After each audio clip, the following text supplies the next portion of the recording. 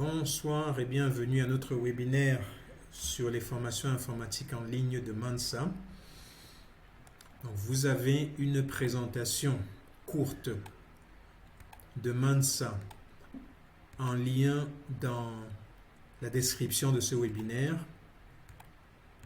Vous pouvez la demander éventuellement si vous ne la trouvez pas. Et donc la présentation tourne autour de ces éléments-ci.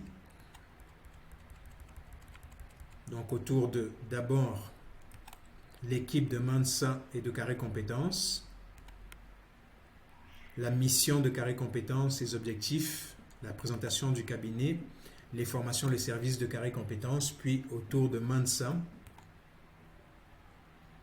un mot sur les webinaires, une présentation rapide des types de formations que nous offrons, la carte d'apprentissage et de développement de Mansa et de Carré Compétences pour la bureautique ici pour la programmation et le développement web et la programmation et le développement en général, un aperçu de nos formations et puis les questions et la fin de la présentation. Donc encore une fois, cette présentation se trouve dans la description de ce webinaire. Donc accédez-y pour voir la formation, voir la présentation. Et puis aussi le document. Ce document se trouve dans cette même description pour vous permettre de l'ouvrir, de cliquer sur les différents liens ici par exemple pour voir et éventuellement poser des questions. Donc, ce que nous allons faire pour ce webinaire, c'est donc de présenter ici deux choses. Nous allons commencer par présenter le module de formation en bureautique de Mansa, que vous voyez un peu comment il est fait. Et nous allons le faire en pratique, c'est-à-dire que nous allons pratiquement vous montrer comment déjà faire certaines actions, vous montrer certaines choses que vous apprendrez au sein de la formation.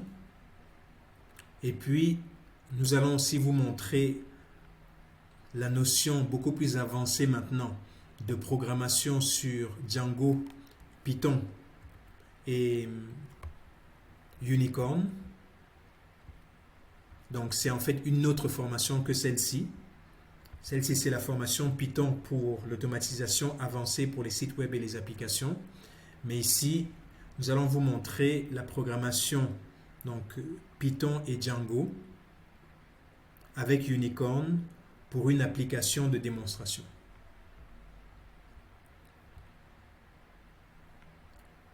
Donc, n'hésitez pas à poser des questions pendant que ce webinaire se déroule pour recevoir des réponses au fur et à mesure de notre équipe.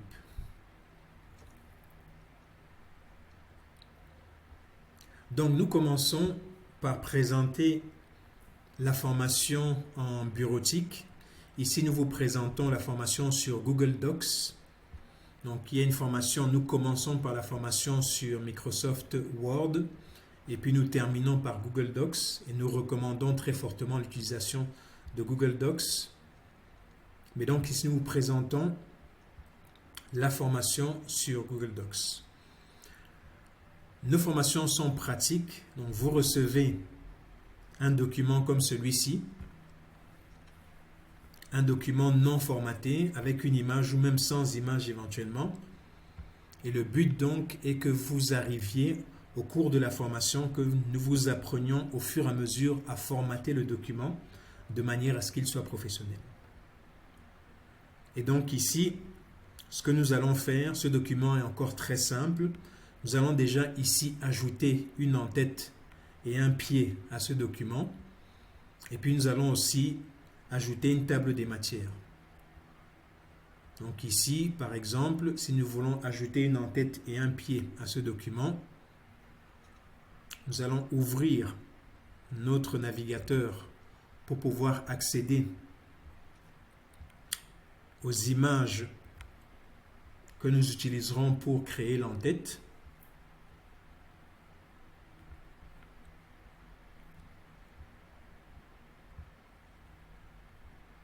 Voici donc ici les différentes images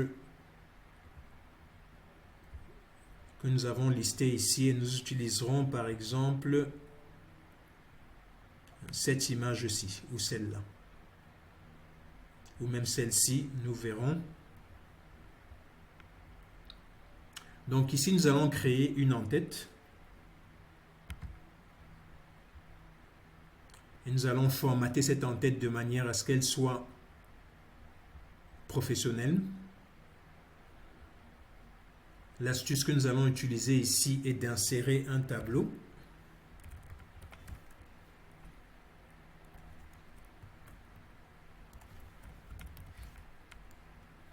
Donc, voilà, nous insérons un tableau.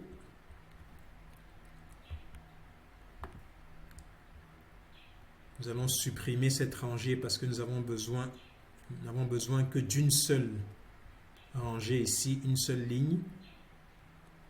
Et donc, dans ce tableau, nous allons mettre l'image que nous avons choisie. Prenons donc celle-ci. Et puis, nous allons ajouter ici, par exemple, Mansa, organisation africaine de développement humain. Voilà. Donc, vous voyez que ceci n'est pas très bien présenté, ce n'est pas très bien formaté. Nous allons d'abord commencer par agrandir le tableau. Et puis nous allons faire une meilleure présentation pour notre en-tête.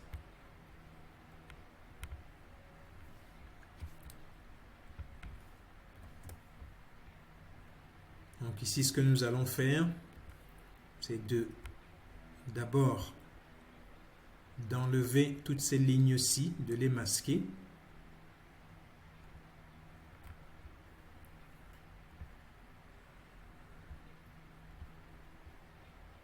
Voilà. Nous allons aligner ceci à droite.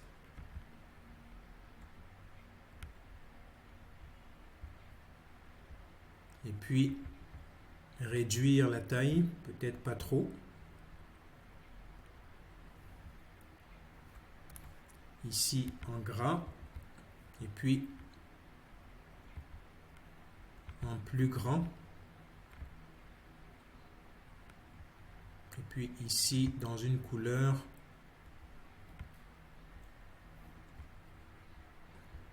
voilà. Dans une couleur plus claire. Et ici, pour terminer, pour que ce soit bien présenté, nous allons changer l'alignement de cette cellule.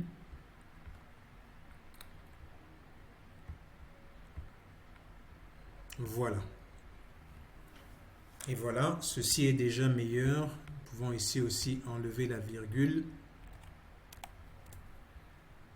Et voilà, nous avons créé une en-tête pour notre document. Nous pouvons faire la même chose ici pour le pied de page.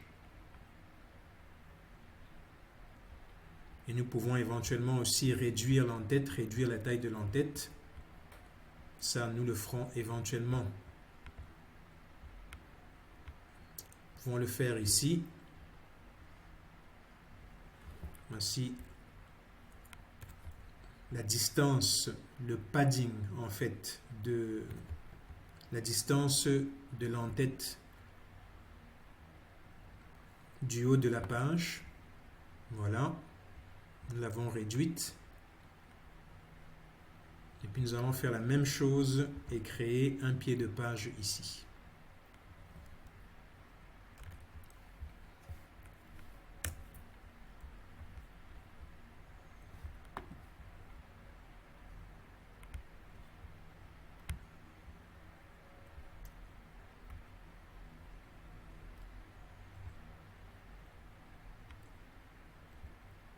Voilà, faisons la même chose, sauf que c'est l'inverse ici. nous allons conserver la ligne du dessus et masquer celle du dessous. Si on veut aller plus vite, nous pouvons faire ceci. Nous pouvons changer la couleur de toutes les bordures, mettre toutes les bordures à 0 et puis sélectionner uniquement celles que nous voulons conserver.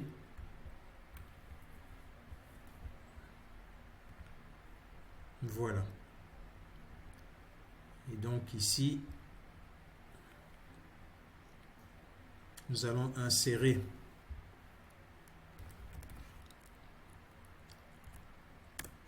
le numéro de page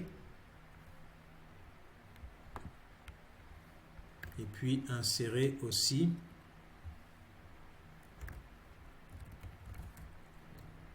le compte de page. Ici, il n'y a qu'une seule page, mais bien entendu, pour les documents qui ont beaucoup plus de pages, c'est important aussi de mettre le numéro, le nombre de pages. Réduisons un peu la taille et voilà, nous avons notre pied de page qui est aussi formaté. Et voilà, nous avons fait un pied de page et nous avons mis un pied de page et une en-tête à notre document. Et puis nous allons terminer ici en ajoutant une table des matières.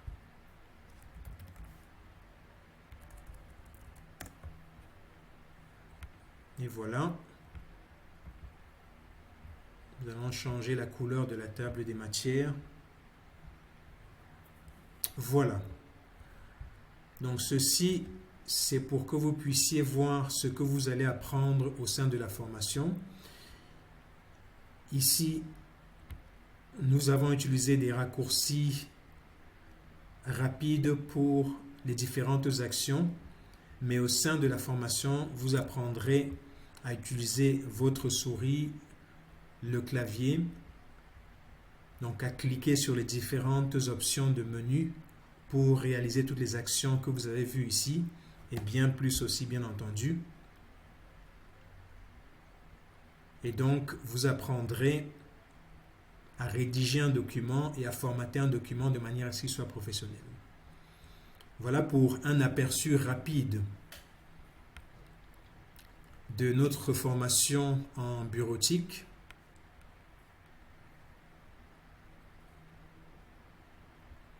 Donc, encore une fois, n'hésitez pas à poser des questions dans le chat de ce webinaire pour que nous puissions vous répondre.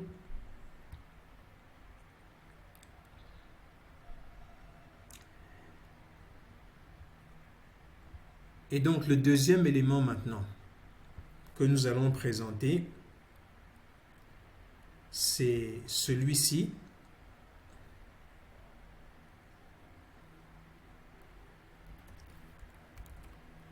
Nous allons vous montrer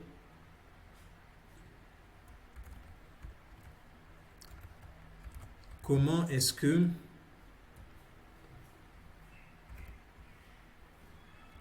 vous pouvez faire du développement simple, cohérent, moderne, rapide, efficace avec Python et Django et plus précisément Unicorn, qui est une plateforme de développement d'interface utilisateur moderne pour Django.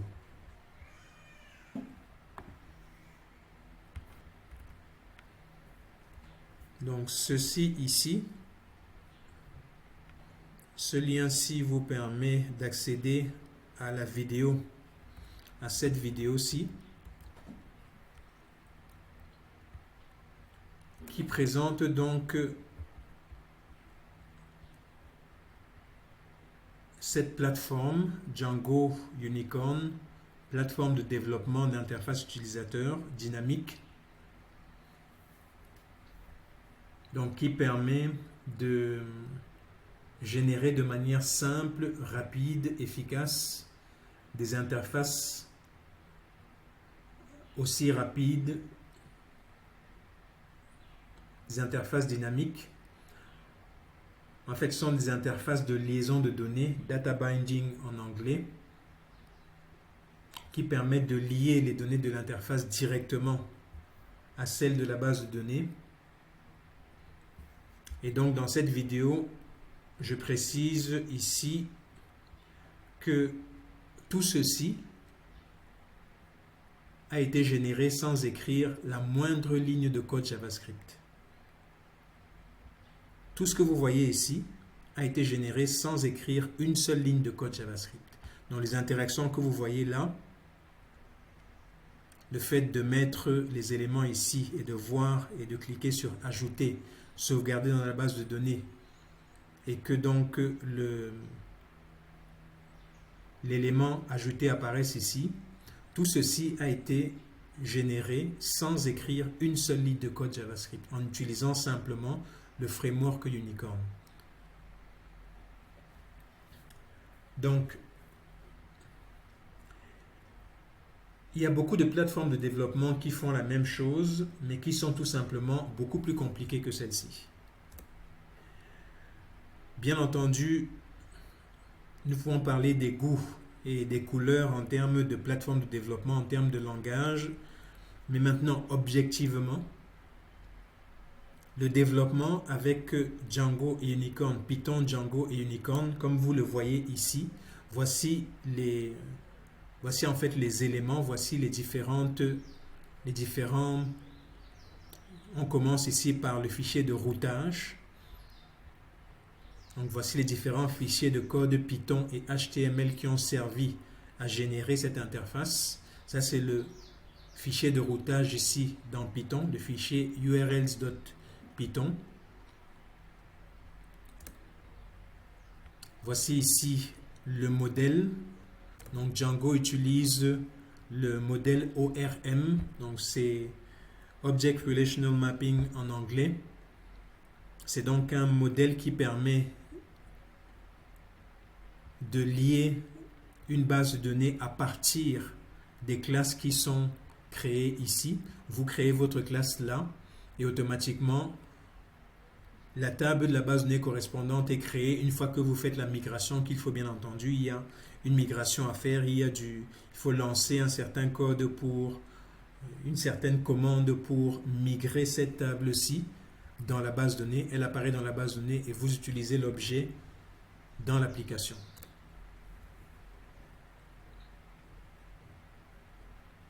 Et voici ici la vue pour les livres.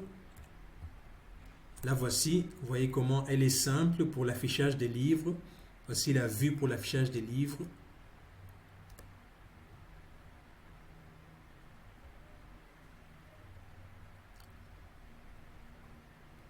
Voici la vue pour l'affichage, plus précisément ici, cette vue est pour l'affichage du champ, des différents champs pour sauvegarder les livres tels que vous les avez vus.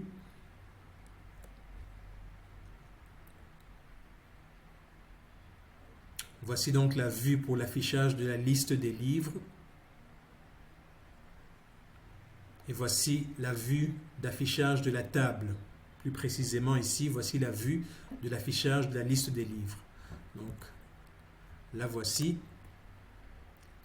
Table View ici sert donc à afficher la liste des livres.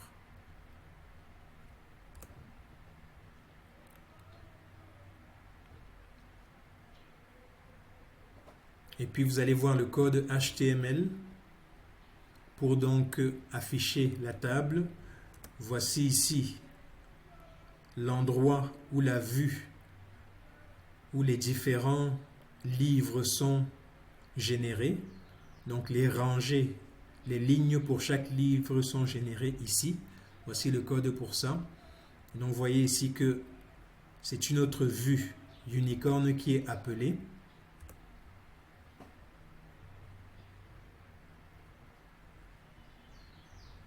Et donc voici cette vue Unicorn. Donc avec ceci, vous voyez le code complet pour générer tout ce que vous avez vu, l'interface que vous avez vue là.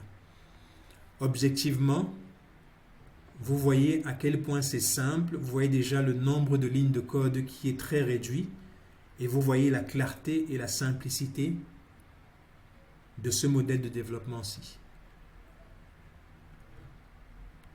Donc, si vous allez faire de la programmation, même si vous utilisez déjà un autre langage de programmation, une autre plateforme, ma recommandation est d'apprendre Django Unicorn, voir comment Django Unicorn fonctionne, comment Django et comment la programmation Python en général fonctionne pour faire votre choix tout simplement.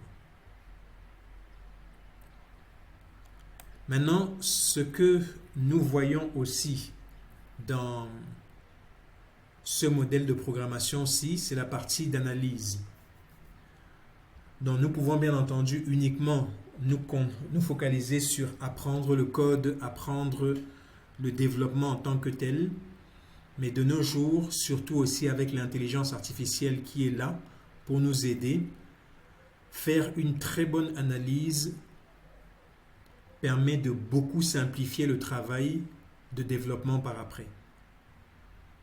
Permet de très fortement accélérer le travail de développement et de code et permet d'avoir aussi du code très propre, très consistant, très cohérent. J'ai eu personnellement un rafraîchissement de 3 semaines, 1 mois sur ces méthodes d'architecture et d'analyse que j'avais laissées de côté pendant des années parce que dans le monde du développement, on demande les résultats rapidement, on demande d'avoir en général dans la majorité des entreprises, on demande d'avoir des résultats rapides, donc on n'a pas vraiment le temps de faire une analyse complète. Mais ce rafraîchissement que j'ai eu pendant 3 semaines, 1 mois pour l'analyse et l'architecture, vous voyez ici c'est de l'UML, nous faisons l'analyse UML aussi, m'a permis de revenir à ces bases-là. Et donc, je recommande très fortement à tous les programmeurs, tous les développeurs, surtout encore une fois avec l'intelligence artificielle aujourd'hui qui est là, qui permet vraiment d'aider dans la génération de code.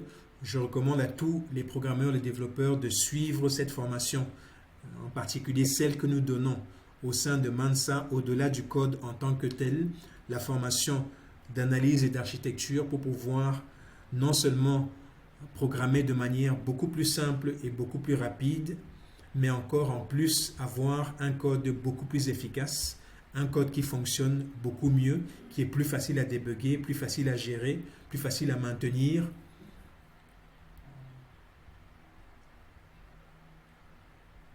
Et en fait, un code à la limite qu'on ne débug même plus, parce qu'il a été tellement bien analysé, tellement bien pensé et tellement bien généré, et puis ensuite écrit par les développeurs, les programmeurs qui continuent, qui mettent en place l'application, qu'il n'y a même plus besoin d'être débugué parce qu'il est 100% consistant, il fonctionne exactement comme il faut.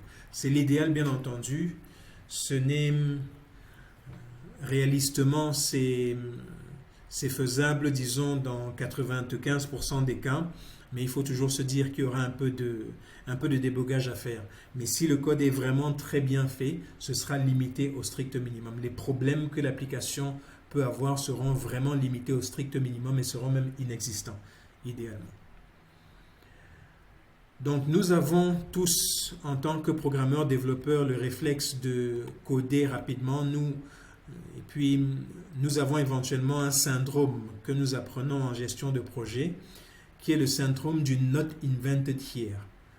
C'est le syndrome en fait qui veut que nous ne sommes contents que quand nous créons nous-mêmes notre code, nous écrivons nous-mêmes notre code, nous faisons tout du début jusqu'à la fin à la main. Et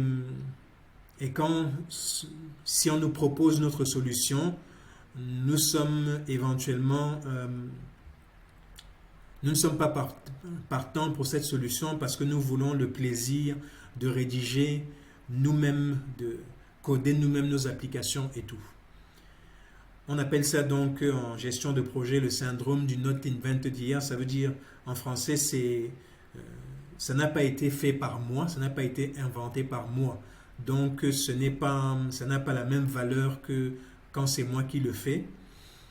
C'est très bien au début, c'est très bien quand on démarre dans le développement, mais quand on a déjà les bases, quand on a la main dans le développement, il faut autant que possible se débarrasser de ce syndrome pour utiliser l'existant, utiliser ce qui existe autant que possible et coder uniquement ce que nous devons effectivement coder. Cette application-ci, bon, je l'ai écrite à la main, je n'ai rien généré de tout ceci, de toute cette démonstration-ci, mais si je devais la refaire, si je dois la refaire, ou bien si je dois refaire une démonstration, je m'assurerai d'utiliser autant de code généré que possible pour être plus efficace, parce qu'au final, ça revient à la même chose. Au final, que ce soit moi qui l'écris ou bien que je génère du code, ça revient à la même chose et c'est tout simplement plus rapide de générer du code. Encore une fois, ça revient à la même chose quand j'ai déjà la pratique et l'expérience nécessaire, bien entendu. Au départ, effectivement, il faut se faire la main en écrivant du code, mais aussi rapidement que possible, il faut arriver au point où on génère plus de code, beaucoup plus de code qu'on en écrit. Donc voilà le deuxième élément que nous voulions présenter dans ce webinaire. Le dernier élément maintenant,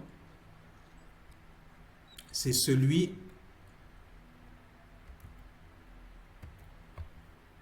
de la gestion financière, gestion de finances personnelles, gestion de budget, qui se trouve dans le document de présentation ici. Le lien se trouve ici. Vous pouvez cliquer dessus pour accéder à ce document.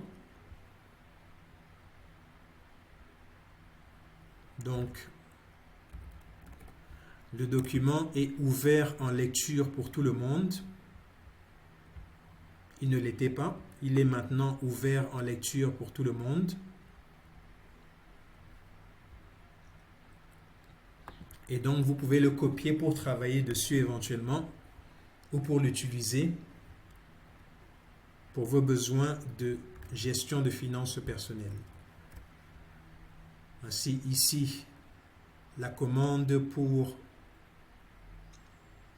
réaliser une copie. À vous de trouver comment le faire dans le menu. Donc ici, le menu était masqué. À vous de voir comment ça se fait ici. Quelle option de menu permet de faire cette copie-là. Donc, ce que nous avions fait la fois passée, la fois précédente, c'est donc de créer notre tableau de gestion de finances pour le mois de mai et le mois de juin, gestion de budget. Nous avions ici nos différents postes de dépenses.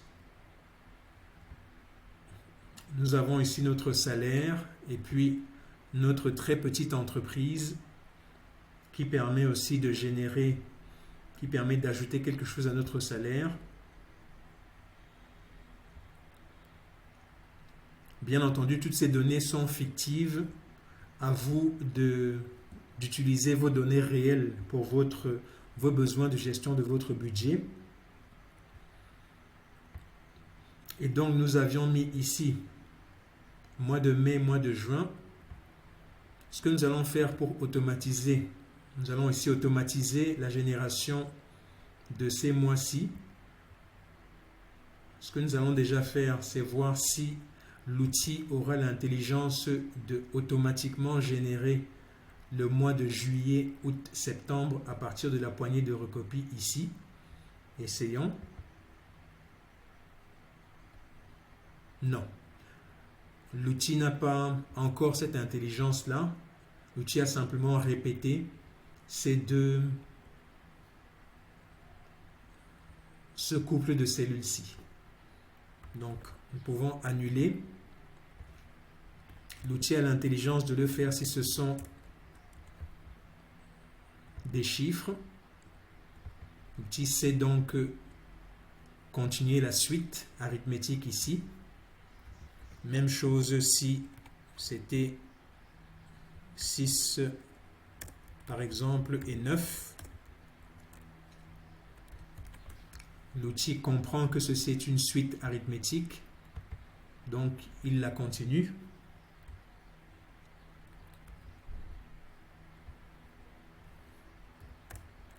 Et maintenant, si je fais ceci, «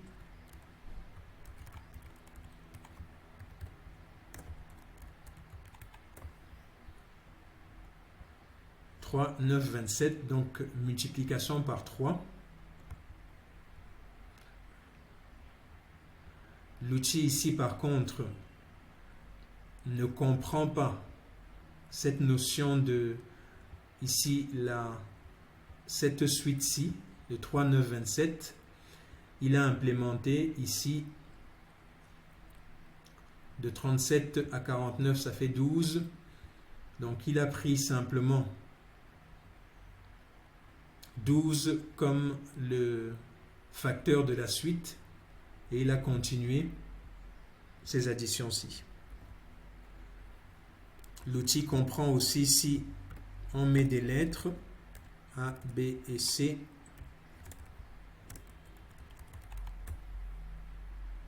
donc l'outil va continuer l'alphabet.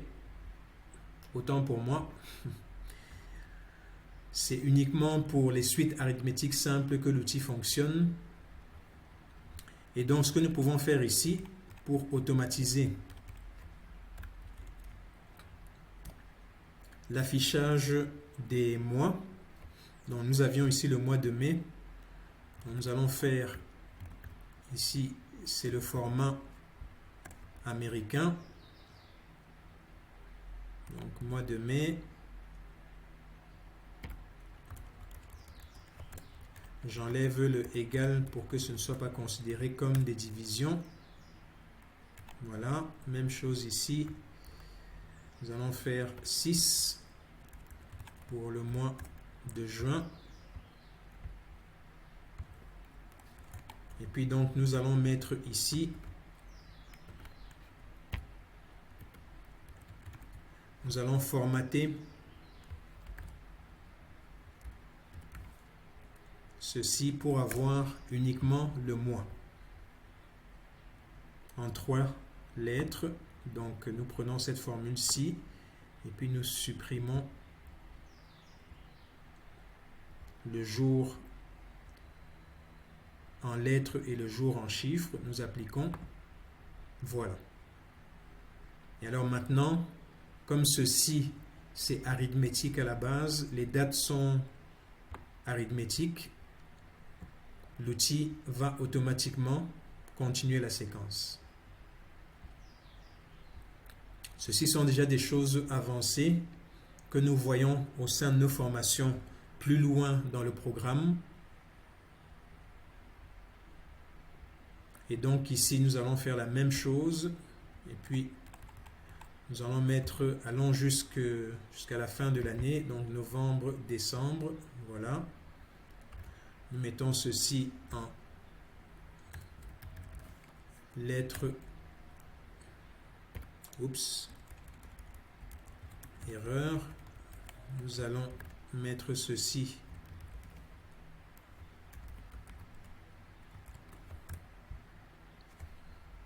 en lettres capitales. Mais en fait, pour ça, il faudrait insérer la fonction upper dans chacune des cellules ici. Nous allons laisser comme ça. Et puis ici, nous allons faire la même chose. Et donc, nous pouvons continuer ici. Alors, ce que nous allons faire ici, c'est ceci. Copions ceci. À la fin du processus, nous aurons un bel outil de gestion de finances personnelles qui est en place. Donc, nous allons mettre au fur et à mesure, petit à petit, les différents éléments jusqu'au design, au visuel de l'outil au final.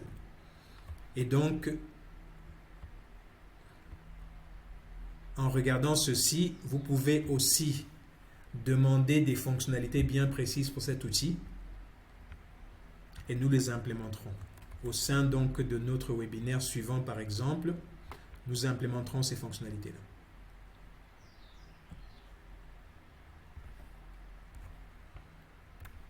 Voilà. Donc, nous avons vu ici, pour le mois de juin, le mois de juillet, nous avons vu les différences, nous avons vu ce que nous avons pu épargner, par exemple, au mois de juin. Prenons que pour le mois de juillet, tout s'est très bien passé aussi. Et nous avons même éventuellement réduit les dépenses.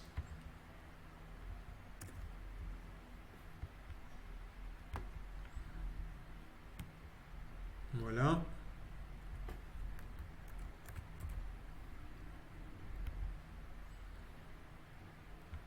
Donc pour le mois de juillet, nous nous projetons déjà dans le mois de juillet.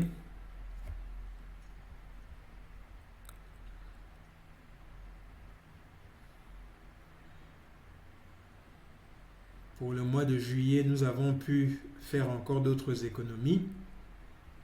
Sur le téléphone, par exemple. Ce qui nous a permis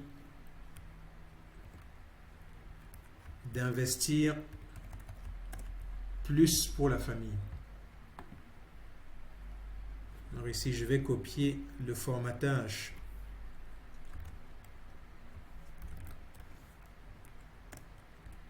de cette cellule-ci dans celle-là.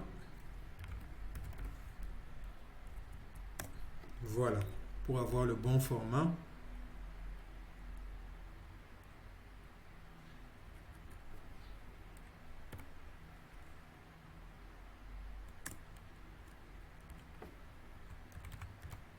Voilà, et donc ici,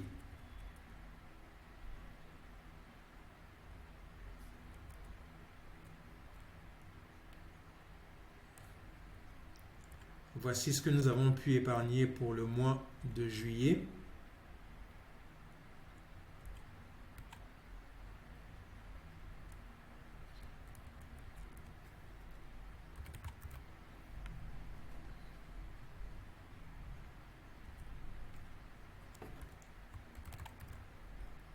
Voilà, maintenant tout est bien mis à jour.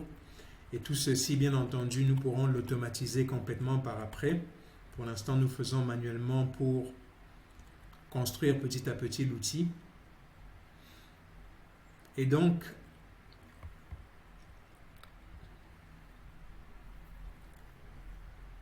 à vous de nous dire quelles fonctionnalités nous pouvons ajouter ici. Là, nous avons la gestion de base de notre budget. Et en fait, pour le mois de juillet, donc nous avançons pour le mois de juillet. Les 3000 francs que nous avons épargnés en téléphone, nous avons pu les investir ici pour la famille. Donc, nous avons gardé la même épargne qu'au mois de juillet. Donc voilà, encore une fois, à vous de nous dire quelles fonctionnalités nous pouvons ajouter. Donc nous avons déjà des idées de ce que nous pouvons faire en plus pour avoir un outil de gestion de finances personnelles simple. Mais donc, quelles sont les fonctionnalités qui vous serviraient dans cet outil-ci? De quoi est-ce que vous auriez besoin?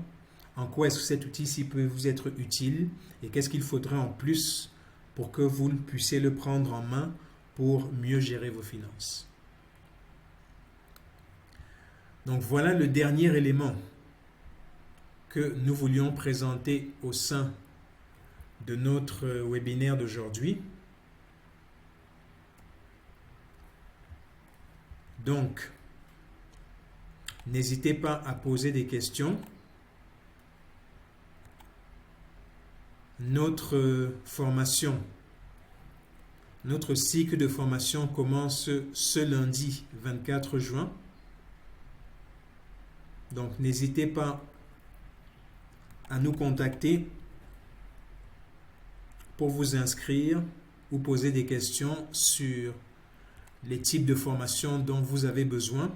Ça peut être des formations avancées en programmation, en développement,